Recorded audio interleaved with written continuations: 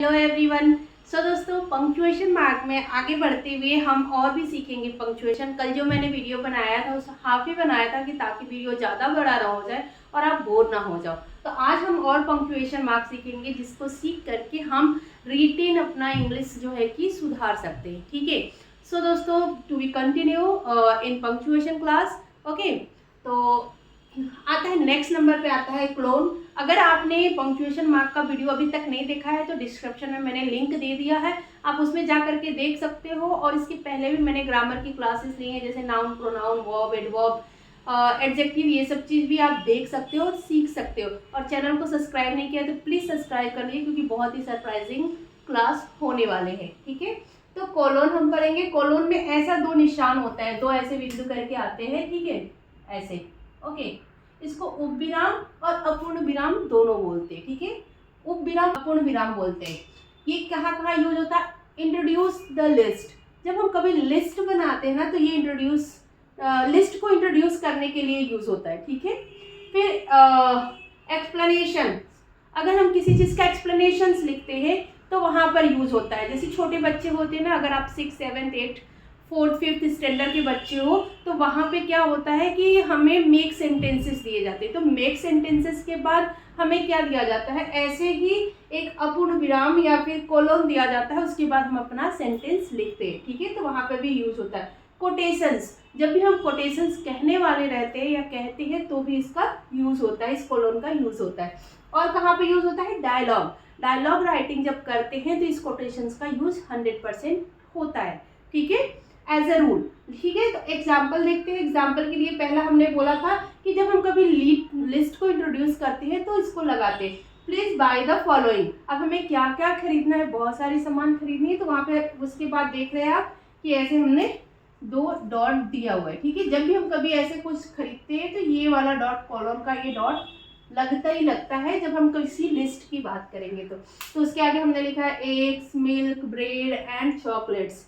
ठीक है, तो मतलब जो भी लिस्ट आप कभी भी बनाएंगे, घर के सामान का लिस्ट, ऑफिस का, मार्केट का, कोई भी अगर आप अपने बिजनेस का लिस्ट बना रहे हैं तो जब लिस्ट की फॉलोइंग लिखेंगे बाय करने के लिए तो वहाँ पे ये कॉलम यूज होता है। ठीक है, ये राइटिंग में ही यूज होता है, आपको स्पीकिंग में ये समझ में नहीं आता, इसलिए मैं रिटेन के लिए बता रही हूँ।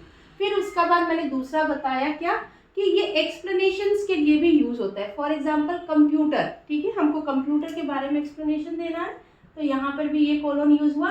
और history of the information machine. ठीक है, ये क्या करता है? कंप्यूटर हमें हिस्ट्री का इंफॉर्मेशन देता है। ठीक है, अब आप देखोगे कि हिस्ट्री की स्पेलिंग क्या है? कैपिटल लेटर है। ठीक है, तो किसी भी सब्जेक्ट का जो लेटर होता है ना वो हमेशा कैपिटल लेटर में रहेगा। ठीक है, और किसी भी ग्रंथ की अगर हम बात करेंगे तो भी कैपिटल लेटर में होगा, किसी होली बुक की बात करेंगे तो भी कैपिटल लेटर में ही होगा। ओके। फिर उसके बाद थर्ड है क्या हमने बोला था? कोटेशंस। जब भी कभी हम कोटेशंस की बात करते हैं तो भी हमें कोलोन लगाना रहता है। It's like my grand mother said. हम बोलते हैं ना कि आप एकदम मेरी दादी की जैसे बोल रहे हो, तो उसके बाद क्या बोल रहे हो जब हम वो बोलने जाएंगे तो वहाँ पे कोलोन पहले लगा लेंगे, फिर बोलेंगे the journey is the destination. ठीक है, तो आप इस चीज़ को याद रखिए कि कोटेशन के लिए भी ये यूज होता है। इतना इम्पोर्टेंट नहीं है, वहाँ पे हम कॉमा भी लगा सकते हैं, लेकिन ये रिटेन इंग्लिश में ये जरूरी होता है लगाना। अच्छा होता है, मतलब कि जब आप इसको लगाओगे, कॉमा की जगह इसको यूज करोगे कोलन को, तो आपके अंदर ये दिखेगा कि नहीं, आप एक स्टेप आगे सोचते हो, आप एक स्टेप आगे करते हो। ठीक है, फिर फोर्थ मैंने बोला कि और क्या बोला मैंने? डायलॉग्स के लिए यूज होता है। फॉर एग्जाम्पल एक क्लास है, वहाँ पे टीचर आती है, ये हम डायलॉग लिख रहे हैं कि क्लास थी, वहाँ पे टीचर आती है, बच्चे उनको गुड मॉर्निंग करते हैं, फिर टीचर बच्चों को गुड मॉर्निंग करती है, फिर टीचर पढ़ाने लगती है, ऐसे क्लास स्टार्ट होती है। हम डायलॉग राइटिंग जब भी करते हैं, कोई भी मूवीज़ का डायलॉग लिखा जाए, किसी सीरियल्स का डायलॉग लिखा जाए, या किसी भी डायलॉग को जब भी हम लिखते हैं तो वहाँ पे हमें कोलोन का यूज़ होता ही होता है। आप लोगों ने देखा होगा कभी, अगर आपने कोई बुक्स वगैरह पढ़ी होगी ऐसी टाइप्स की जिसमें हिस्टोरी, जिसमें कि डायलॉग वाले आते हैं, तो वहाँ पे ये यूज़ होता है। तो यहाँ एग्जाम्पल के लिए स्टूडेंट्स, गुड मॉर्निंग टीचर। तो फिर टीचर क्या बोलती है? Good morning students. और क्लास, मतलब कि या तो क्लास, ऐसा दोनों बोल सकती है। तो होप आपको ये समझ में आया होगा कि कोलोन कहाँ कहाँ पे यूज होता है। यहाँ पे मैंने 4 चीज़ बताई है। Introduce the list, example, explanations, quotations और डायलॉग में यूज होता है। ठीक है, तो अब हम और आगे बढ़ते हैं। सो दोस्तों, अभी कोलोन के बाद हम सेमी कॉलन सीखेंगे। ठीक है, सेमी कॉलन को हम अर्धविराम कहते हैं। ठीक है, ये कहाँ पे यूज होता है? Connect closely related, independent, closely और separate item in the complex list. ठीक है, for example he is busy. ठीक है, आई कॉल हिम लेटर। अब यहाँ पे ये क्या हो गया? ही इज बिजी, ये सेमी कॉलन में आ गया। मतलब कि ही इज बिजी, वह बिजी है। आई कॉल हिम लेटर, मैं उसको बाद में कॉल करूंगी। है तो ये एक ही सेंटेंस, इसको दो जगह रख करके इसको जोड़ने को ही सेमी कॉलन कहते हैं। जैसे the team consist of Janvi the manager, Shraddha the analyst and Meenu the programmer. मतलब एक कंपनी है जहाँ पे टीम में कौन? जानवी जो है वो क्या है? मैनेजर है। श्रद्धा जो है वो क्या है? एनालिस्ट है। और जो मीनू है वो क्या है? प्रोग्रामर है। ऐसे तो ये पूरा एक ही सेंटेंस है, लेकिन इसको हम डिफाइन कर रहे हैं अलग अलग लोगों का अलग अलग काम को, तो इसको हम सेमी कॉलम में रखें, सेमी कॉलम में रखेंगे। ठीक है, ये बहुत ही इजी है, इसके लिए ज़्यादा टेंशन लेने की जरूरत नहीं। अब बहुत जगह ये आता है क्लोजेस क्या होता है। ठीक है, मान लीजिए मैं आपको बताती हूँ, अगर आप कॉमा के लिए 1 सेकेंड तक रुकते हो, ठीक है, 1 सेकेंड तक आप कॉमा के लिए अगर 1 सेकेंड के लिए रुकते हो, तो आपको कोलोन के लिए कितने सेकेंड तक रुकना पड़ेगा? जब आप कोलोन करोगे तो आपको आधा सेकेंड, हाफ सेकेंड, या फिर उससे थोड़ा सा ज़्यादा। लेकिन अगर आप सेमी कॉलन कर रहे हो तो हाफ से भी कम, मतलब हाफ का भी हाफ लेना पड़ेगा। जब हम कभी अगर बात कर रहे हैं और उसको लिख रहे हैं तो कॉमा के लिए हम 1 सेकेंड अगर रुकते हैं, तो कोलन के लिए हम आधा सेकेंड रुकते हैं। वही सेमी कोलन के लिए आधे का भी आधा सेकेंड हम रुकते हैं। तो इस बात को आप ध्यान रखोगे तो आपको ये चीज़ समझ में आएगी। फिर आगे हम चलते हैं इन्वर्टेड कॉमा की तरफ। ठीक है, इन्वर्टेड कॉमा बहुत ही सिंपल है, लेकिन इसके 2 भी लगते हैं, मतलब कि ये 2 भी होते हैं और कहीं कहीं पे 1 भी होते हैं। तो सिर्फ वो ब्रिटिश इंग्लिश और ये मतलब इंग्लिश में ब्रिटिश इंग्लिश और यूएस इंग्लिश में डिफरेंसेस है और कुछ नहीं। उसको हिंदी में अवतरण चिन्ह बोला जाता है। Enclose direct speech, quotation, title और शॉर्ट वर्क और word use in the non standard वे। मतलब क्या होता है ना, सिंपल भाषा में आप समझ लीजिए, बहुत ही सिंपल भाषा में, कि इन्वर्टेड कॉमा कहाँ पे यूज होता है? अगर किसी के द्वारा कही हुई बात को आप एज इट इज किसी से कहते हो, एज इट इज रखते हो, तो वहाँ पर इन्वर्टेड कॉमा यूज होगा। ठीक है, अगर किसी ने आपसे कुछ कहा और आप एज इट इज कह रहे हो उस बात को, तो वहाँ पर इन्वर्टेड कॉमा यूज होगा। बहुत ही सिंपल है। फॉर एग्जाम्पल सी सेड, उसने कहा आई विल बी देयर, मैं वहाँ रहूंगी। ठीक है, अगर हम उसको अपने शब्द में कहेंगे तो he said he will be there. ठीक है, हम ऐसे बोलेंगे ना कि he said he will be there, उसने कहा कि वो वहाँ रहेगा, लेकिन हम उसी के शब्द को उसी के शब्दों में ही सामने प्रेजेंट कर रहे हैं, तो ये इन्वर्टेड कॉमा में आ जाएगा। She said she will be there, उसने कहा कि वह वहाँ रहेगी। ठीक है, we asked will this be on the test. ठीक है, फिर उसके बाद वी वॉन, अब यहाँ पे एक्सप्लेनेटरी भी आ गया। We won shouted the coach to no one in the particular. She said I will be there. ठीक है, उसने कहा कि मैं वहाँ रहूंगी। तो आप देख रहे हैं कि उसी के शब्द को उसी के भाषा में बोला जा रहा है, इसलिए I will be there के पास इन्वर्टेड कॉमा है। ठीक है, ये चीज She said, उसने कहा I will be there, मैं वहाँ रहूंगी। फिर we asked will this be on the test, हमने पूछा क्या यह टेस्ट में आएगा। ठीक है, we asked will this be on the test। ठीक है, फिर we won shouted the coach to no one in particular। ठीक है, फिर the just say free pizza। ठीक है, my goodness said my father take off your dirty shoes before entering into the room। ठीक है, तो ऐसे जब भी शब्द आएंगे जहाँ पे जो शब्द किसी ने कहा है उसी शब्द को आप स्वयं कह रहे हो, तो वहाँ पे कौन सा पंक्चुएशन लगेगा? जी, इन्वर्टेड कामा लगेगा, आपने बिल्कुल सही बताया। नेक्स्ट है एलिप्स, जिसमें ऐसे डॉट डॉट आते हैं, ठीक है, जिसको हिंदी में पदलोप चिन्ह कहते हैं, ठीक है। Indicates omits word in a quotation, suggest a trailing off in the thought और क्रिएट सस्पेंस। ये सस्पेंस क्रिएट करने के लिए, सजेशन के लिए कोटेशंस के बाद यूज होते हैं। For example, the school day at all schools dash dash dash begin eight 8:30 AM। अब यहाँ पे हमने कुछ लिखा नहीं है, ठीक है, यहाँ पे हमने क्या कर दिया, ओमिट वर्ड जो है कोटेशन में उसको हमने हटा दिया है। School, the school day at all school, मतलब कि स्कूल के दिनों में, हर एक स्कूल में। अब यहाँ स्कूल का नाम हमने नहीं दिया है, कुछ हमने इंडिकेट नहीं किया है यहाँ पे, ऐसे हमने पदलोप चिन्ह मतलब कि इलिप्स लगा दिए हैं, ठीक है, तो वो कंप्लीट हो जाता है अपने आप में। फिर would you like to have rice pearls, और फिर उसके बाद आप देख रहे हो डैश, मतलब कि फिर उसके बाद है इलिप्स और चपाती एंड इलिप्स। मतलब यहाँ पे हमने सस्पेंस क्रिएट यहाँ पे हम मतलब बता रहे हैं कि आप क्या क्या खाना पसंद करोगे, दाल, राइस, पापड़, अचार, बहुत सारे आइटम है, तो उसमें हम ऐसे बोल सकते हैं, कुछ वोमिट हो सकता है, कुछ ओमिट हो सकता है, ठीक है, तो इसलिए हम ऐसे लगा देते हैं। और जैसे कि थ्रिलर होता है, जैसे कि सस्पेंस क्रिएट करने के लिए आप देखते होगे कि कोई भी मूवी खत्म होती है तो उसका नेक्स्ट पार्ट आने वाला रहता है, तो वहाँ पे लिख जाता है टू बी कंटिन्यू, फिर ऐसे दिया जाता है डॉट डॉट डॉट, कि ताकि आपको आगे एक समझ में रहे कि हाँ आगे कुछ सस्पेंस होने वाला है। तो ऐसे 3-4 जगहों पर ही ये यूज होता है, बहुत ही कॉमन है, इसमें ज़्यादा टेंशन लेने की जरूरत नहीं है, ठीक है। अब उसके बाद हम जानेंगे एपोस्ट्रोफी, ठीक है। एपोस्ट्रोफी को हिंदी में बोलते हैं अक्षर लोप शब्द, ठीक है, अक्षर लोप चिन्ह, सॉरी, इसको हिंदी में बोलते हैं अक्षर लोप चिन्ह। ये क्या करता है, indicate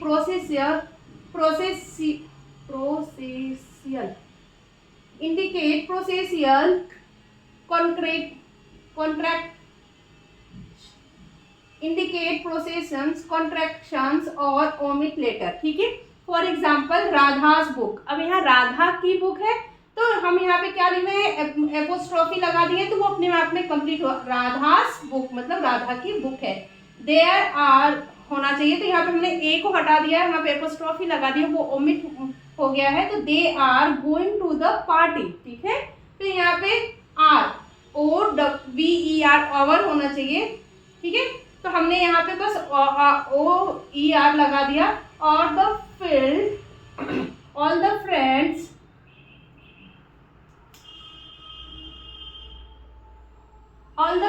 we go laughing at all the day और the friends we go laughing all the day, ठीक है। तो यहाँ पे हमने वोमिट है जो बीच में से हट गया, ओमिट है, तो वहाँ पे हमने क्या किया है, OVER को हटाकर ओपेस्ट्रोफी लगा दिया है। तो ओपेस्ट्रोफी जो होता है कि ऐसे ऐसे शब्द में लगता है जहाँ पे उसकी जरूरत नहीं होती है, बिना उसको लिखे ही हो सकता है। जैसे यहाँ पे दे आर होना चाहिए था, पूरा क्या होना चाहिए था, THEY दे और ARER, तो जब यहाँ से ए हटा तो वहाँ पे हमने इन दोनों के बीच में क्या लगा दिया, एपोस्ट्रोफी लगा दिया, तो ये अपने आप में कंप्लीट हो जाता है, ठीक है।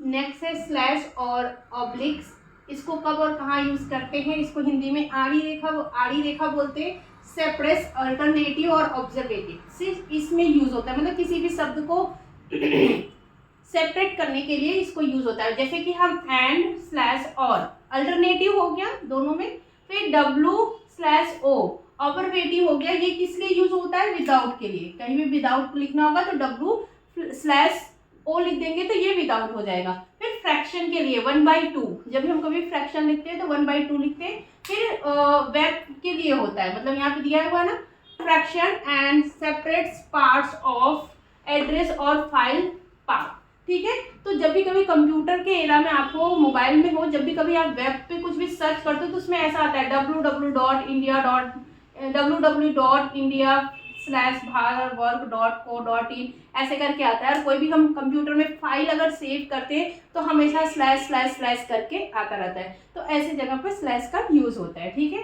फिर उसके बाद हाइफेंस को क्या बोलते हैं, योजक चिन्ह बोलते हैं। ये क्या क्रिएट करता है, कंपाउंड वर्ड क्रिएट करता है। जब भी हाइफेंस यूज होगा तो वो कंपाउंड वर्ड को जो है कि क्रिएट करेगा। For example, daughter in law, mother in law, sister in law, जितने भी ऐसे वर्ड आएंगे जिसमें बीच में हाइफेंस लगे रहेंगे, ठीक है, तो वो क्या करेंगे, क्रिएट करेंगे कंपाउंड को। फिर इसके बाद एज वेल एज, हम बोलते हैं ना एज सुन एज पॉसिबल, ऐसे सब वर्ड जो बोलते हैं जो बीच में हाइफन्स यूज होते हैं, ठीक है, ऐसे सब शब्दों में हाइफन्स का यूज होता है।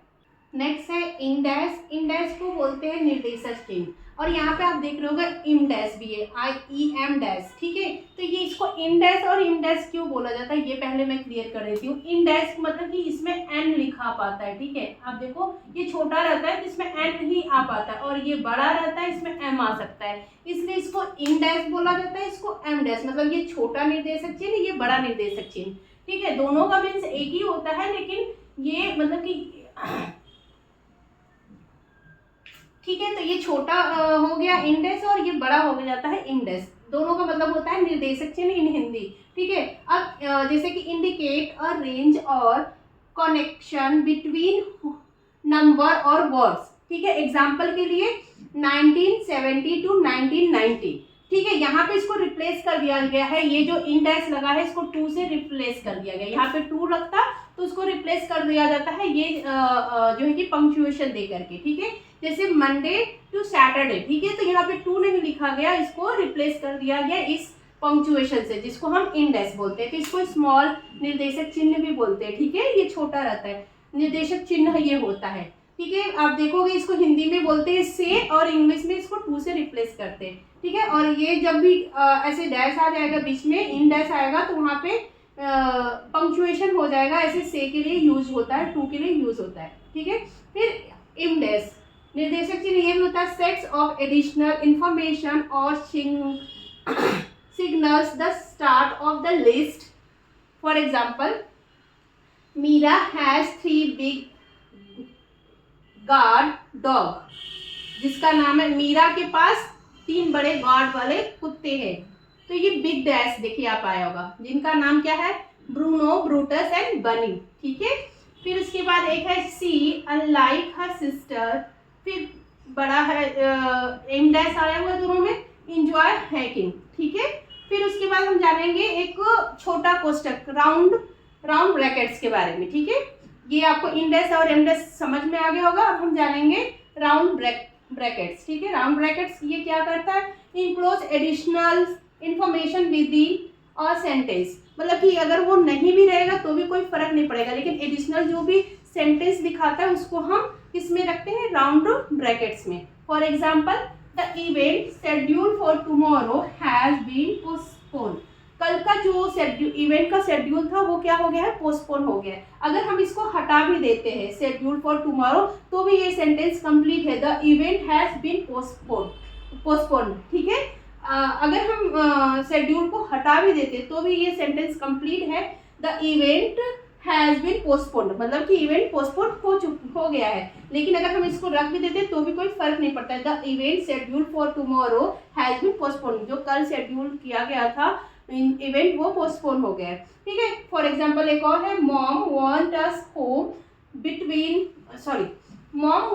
अस होम बिफोर 3 PM, माँ हमें घर पे चाहती हैं, इतना भी हम बोल देंगे तो भी चलेगा, बिफोर 3 PM मतलब 3 बजे से पहले वो हमें घर पे चाहती हैं। तो इसका रहना या ना रहना कोई वो नहीं होता है, ये एडिशनल सेंटेंस हो जाता है, सेंटेंस के बीच में एडिशनल हो जाता है, जब एडिशनल होता है तो वहाँ राउंड ब्रैकेट लगता है, ठीक है।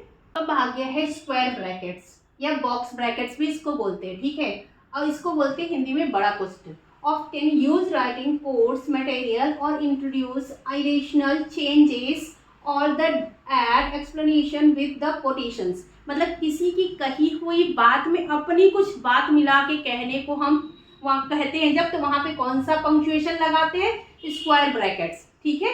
For example he said I like it, ठीक है, उसने कहा था कि आई लाइक इट, लेकिन मैंने उसमें एडिशनल करके कर दिया डोंट, तो जो मैं डोंट लगाऊंगी वो ब्रैकेट में रहेगा।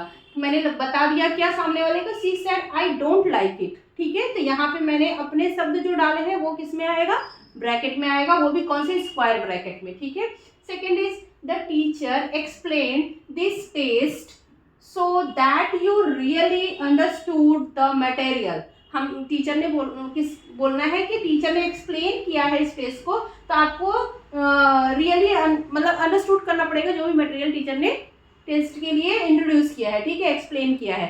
लेकिन मैं उसमें अपना एडिशनल लगा के अगर बोल रही हूँ तब क्या होगा, the teacher explain this test the one they had taken the day before. ठीक है, जब यहाँ मैंने अपना शब्द कुछ डाल दिया तो उसको हम किस में रखेंगे, स्क्वायर बॉक्स में, स्क्वायर ब्रैकेट में या फिर बॉक्स ब्रैकेट्स में। ठीक है, तो ऐसी चीज को आप ध्यान रखना, मतलब कि स्क्वायर ब्रैकेट्स और बॉक्स ब्रैकेट्स कब यूज होता है कि किसी के द्वारा कही हुई बात में आप एडिशनल अपनी बातों को मिला करके जब कहते हैं तो आपकी कही हुई बात को हम ब्रैकेट में रखेंगे, वो भी कौन से, बॉक्स ब्रैकेट या फिर स्क्वायर ब्रैकेट में। ठीक है, अब हम यहाँ जाते हैं ब्रेसेस और क्रूली ब्रैकेट्स। ठीक है, ये इसको मजला कोष्टक बोलते हैं, ये नॉर्मली यूज होता है नंबर्स के लिए। ठीक है, जब भी कभी नंबर्स की बात होती है तब ये यूज होता है, और ये 99.9% मैथ के लिए यूज होता है। ठीक है, जहां भी नंबर्स आएंगे वहीं पर यूज होगा। For example, the teacher wrote the sets of number 6, 9, 12 और ऑन द बोर्ड। तो यहाँ पे इंग्लिश लिखा हुआ है